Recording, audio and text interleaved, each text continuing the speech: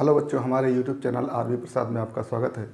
बच्चों, जैसा कि जानते हैं कि क्लास 12th फिजिक्स में हम इन दिनों विद्युत चुंबकीय प्रेरण चैप्टर को देख रहे हैं। उसमें हमारा आज का टॉपिक है दो समाक्ष परिनालिकाओं के बीच अन्योन्य प्रेरकत्व। तो यहाँ पर दो परिनालिका हैं, पहली परिनालिका ये है, दूसरी परिनालिका ये है। समाक्ष परिनालिका का मतलब होता है कि दोनों परिनालिकाओं का अक्ष एक ही हो। तो पहली परिनालिका का अक्ष ये है और दूसरी परिनालिका को इसी पर लपेटा गया है। इसको हम अलग से दिखाए हैं। पहली परिनालिका में चक्रों की संख्या n1 है और इसकी लंबाई l है, और दूसरी परिनालिका में चक्रों की संख्या n2 है।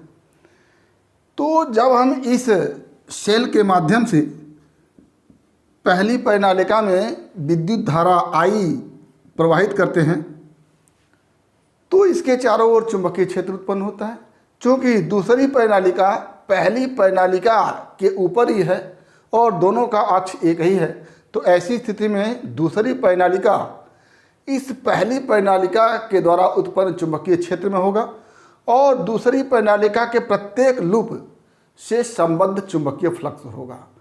और जब इस सेल को हम ऑन करते हैं तो ऐसी स्थिति में धारा 0 से I तक बढ़ती है, यानी विद्युत धारा में परिवर्तन होता है। और जब विद्युत धारा में परिवर्तन होगा तो चुंबकीय क्षेत्र में परिवर्तन होगा, और चुंबकीय क्षेत्र में परिवर्तन होने के कारण इसी चुंबकीय क्षेत्र में जब दूसरी परिनालिका होती है तो उसके प्रत्येक लूप से संबद्ध चुंबकीय फ्लक्स में परिवर्तन होता है।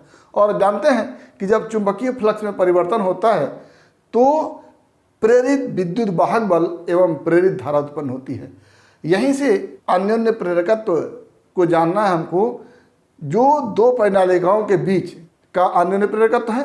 तो पहले तो हम देखेंगे कि इस परिनालिका के कारण चुंबकीय क्षेत्र कितना उत्पन्न होगा और उस चुंबकीय क्षेत्र में रखे हुए दूसरी परिनालिका के प्रत्येक लूप से संबद्ध चुंबकीय फ्लक्स कितना होगा और संपूर्ण फ्लक्स कितना होगा, और उसके तहत संपूर्ण फ्लक्स के आधार पर हम अन्योन्य प्रेरकत्व की गणना करेंगे।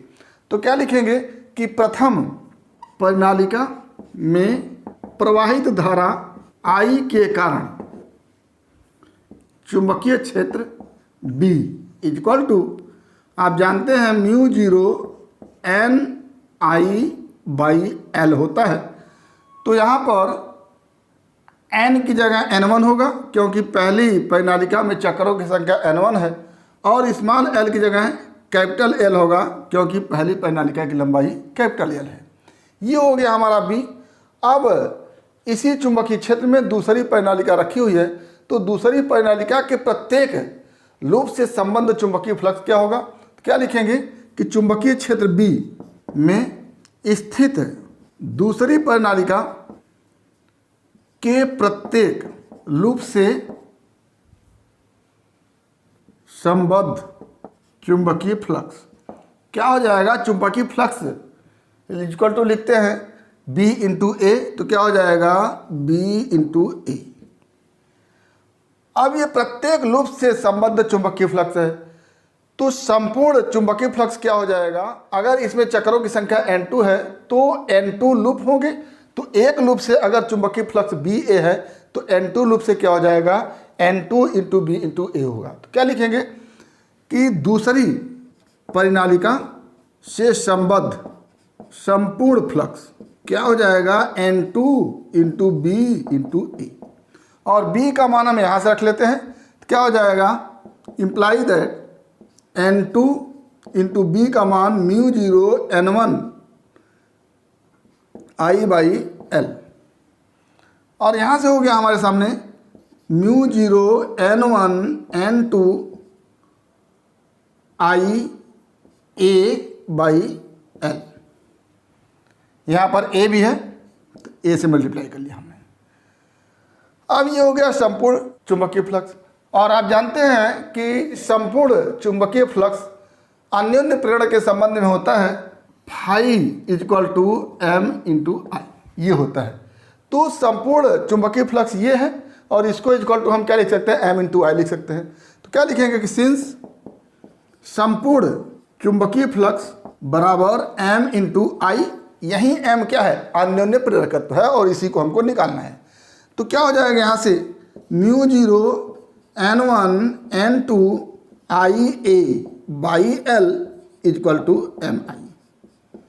तो यहाँ से M इजक्वल टू क्या हो जाएगा, M is equal to mu zero N1 N2 A by L।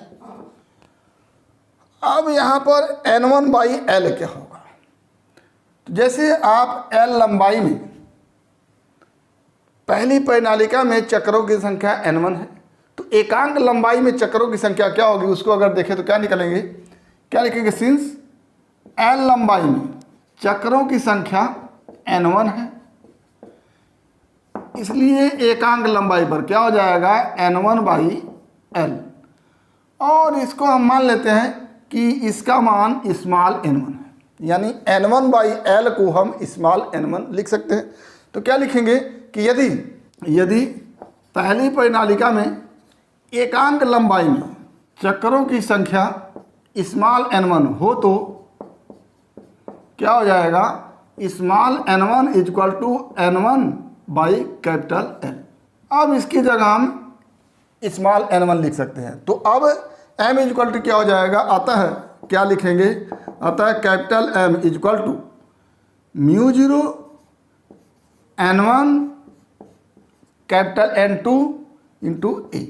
ये हमारा अन्योन्य प्रेरकत्व हो जाएगा दो समकक्ष परिनालिकाओं के बीच। इस N1 को हम कैपिटल N1 बाई L भी लिख सकते हैं। तो यही M क्या हो जाएगा, mu zero N1 by L N2 into A। तो दो फार्मूला हमारा बन के आता है M के लिए। पहला क्या, mu zero N1 N2 A by L, और दूसरा mu zero small n1 n2 into A।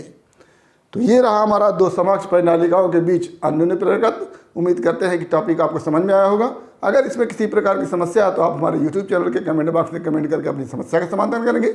और यदि वीडियो क्लिप पसंद आए तो प्लीज़ लाइक करेंगे, शेयर करेंगे, साथ ही हमारे YouTube चैनल को सब्सक्राइब अवश्य करेंगे ताकि हमारे द्वारा दिए गए हर वीडियो क्लिप का नोटिफिकेशन आपको मिलता रहे। तो आज बस इतना ही। अगला टॉपिक अगले वीडियो क्लिप में। एक बार फिर आपके भविष्य के लिए बेस्ट ऑफ लक। धन्यवाद।